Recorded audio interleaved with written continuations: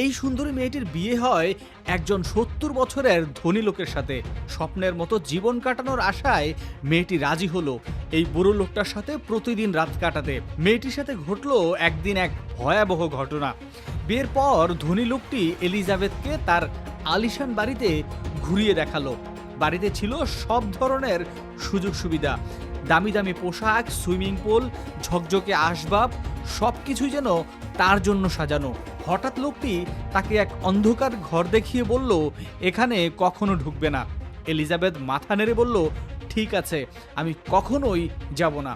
তারপর তারা দুজন ক্যান্ডেল লাইট ডিনারে বসলো। পরদিন সকালে ঘুম ভেঙে এলিজাবেথ বুঝলো তার শরীর ভীষণ ব্যথা করছে। ক্লান্তি ঝরাতে সে সুইমিং পুলে ঝাঁপ দিল।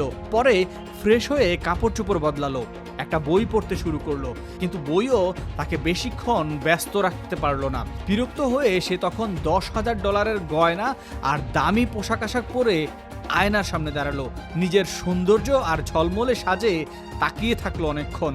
পার্ট 2 দেখতে কমেন্ট প্লিজ।